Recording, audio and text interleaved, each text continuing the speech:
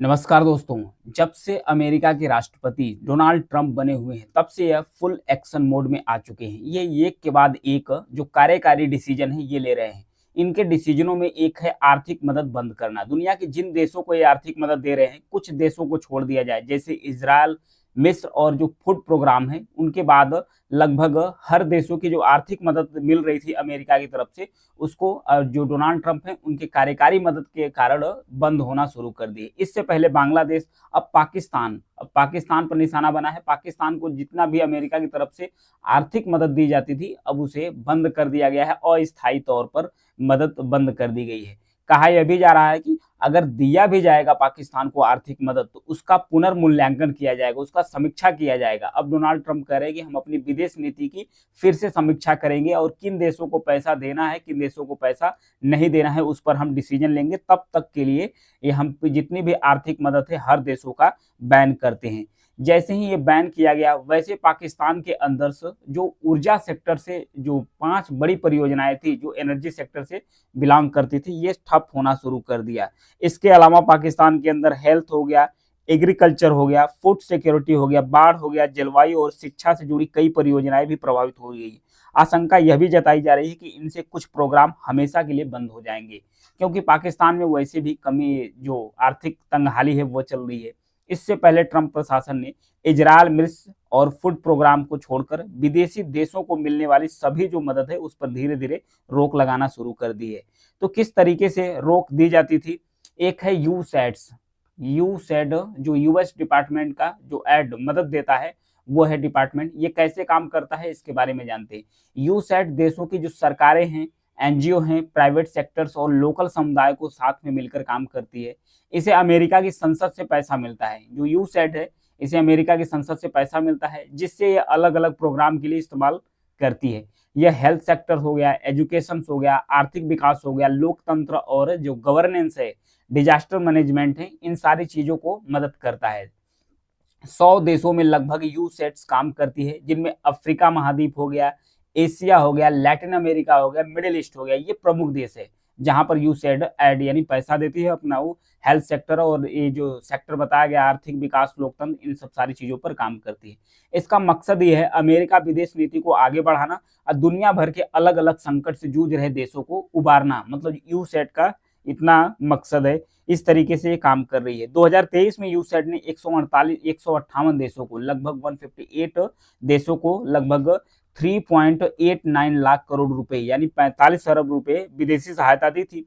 हालांकि ट्रंप का जो एग्जीक्यूटिव ऑर्डर है यानी कार्यकारी आदेश है, उसके बाद से विदेश नीति की समीक्षा करने तक 90 दिनों के लिए पूरा पैसे को रोक दी गई है कि अब विदेश नीति को फिर से डोनाल्ड ट्रंप समीक्षा करेंगे। अमेरिका सरकार का इस आदेश के बाद दुनिया भर में स्वास्थ्य, शिक्षा, विकास, रोजगार से जुड़े जो कई प्रोजेक्ट हैं वो बंद हो चुके हैं और उस पर खतरा भी और ज्यादा बढ़ता चला जा रहा है। दरअसल अमेरिका इन सभी विदेशी प्रोजेक्ट के लिए सबसे ज्यादा फंड मुहैया कराता था। तो जो फंड अमेरिका के द्वारा मुहैया कराया जाता था, अब उसे बैन कर दिया गया है। सबसे ज्यादा अमेरिका किसको पैसा देता है? सबसे ज्यादा अभी तो यूक्रेन को दे रहा था, 1.4 लगभग 1.5 लाख करोड़ रुपए यूक्रेन को दे रहा था।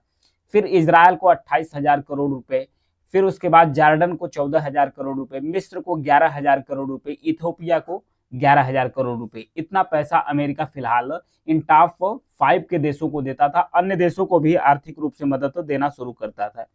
तो फिर बात आ गई है कि पाकिस्तान को आखिर, पाकिस्तान इससे पहले बांग्लादेश को क्यों बैन किया गया जो आर्थिक मदद? क्योंकि बांग्लादेश में अभी तख्तापलट हुआ है। जो शेख हसीना की सरकार थी उसका तख्तापलट हो गया। अभी यहाँ की जो अंतरिम सरकार है मोहम्मद यूनुस की जो यहाँ पर अंतरिम सरकार है, ये सरकार पाकिस्तान के साथ अपना साठगांठ बैठा रही है। पाकिस्तान के साथ ये अपना धीरे धीरे अपना जो संबंध है जोड़ना शुरू कर दी है। पाकिस्तान का संबंध बेहतर है चाइना के साथ। चाइना एक कम्युनिस्ट कंट्री है, तो धीरे धीरे चाइना कम्युनिस्ट कंट्री है, तो लोकतंत्र की तरफ से जो पाकिस्तान है उस पर भी दखल देगा। पाकिस्तान के लोकतंत्र के अंदर लोकतंत्र को बढ़ावा देने के लिए अमेरिका ऐड देता है पाकिस्तान को। तो इस तरीके से पाकिस्तान चाइना के पाले में जा रहा है। बांग्लादेश भी चाइना के पाले में धीरे धीरे जा रहा है, पाकिस्तान के पाले में जा रहा है।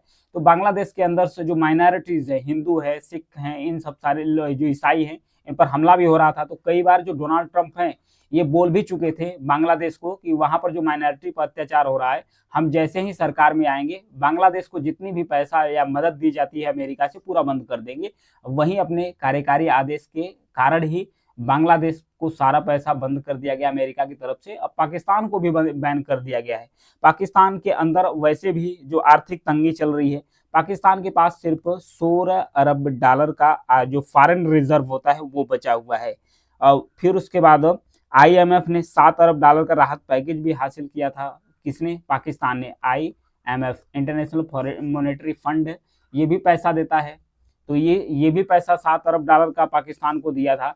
लेकिन जो आईएमएफ है इसने पूर्वानुमान, एक भविष्यवाणी की थी। भविष्यवाणी क्या की थी? भविष्यवाणी की थी कि 2025 में जो पाकिस्तान की इकोनॉमी है ये 3% के हिसाब से ग्रो करेगी। यानी आर्थिक संकट से पाकिस्तान जूझ भी रहा था, अमेरिका की तरफ से जो भी मदद मिल रही थी वो भी बंद कर दिया गया। अब अमेरिका फिर से, जो डोनाल्ड ट्रंप है ये कह रहे हैं कि अब फिर से समीक्षा करेंगे। इतना ही नहीं, ये टैरिफ पर भी बात कर रहे हैं। जो डोनाल्ड ट्रंप है ये टैरिफ पर भी बात कर रहे हैं। टैरिफ पर कह रहे हैं कि जो देश हमारे देश के सामानों पर ज्यादा टैरिफ लगाएंगे हम भी उनके बराबर उन पर टैरिफ लगाएंगे। टैरिफ का मामला क्या है? टैरिफ दरअसल ये होता है, जैसे कि यूएसए हो गया, यूएसए का कोई भी प्रोडक्ट्स अगर मान लीजिए दूसरे देश का, इंडिया चाइना समझते हैं, चाइना और इंडिया, ये कोई भी प्रोडक्ट्स अमेरिका का इनके देश में पहुंचता है तो चाइना भी और भारत भी अमेरिका के प्रोडक्ट्स पर टैरिफ लगा देते हैं। जब टैरिफ लगा देंगे तो जो अमेरिका का प्रोडक्ट है इंडिया और चाइना में, दोनों देशों में महंगा हो जाएगा।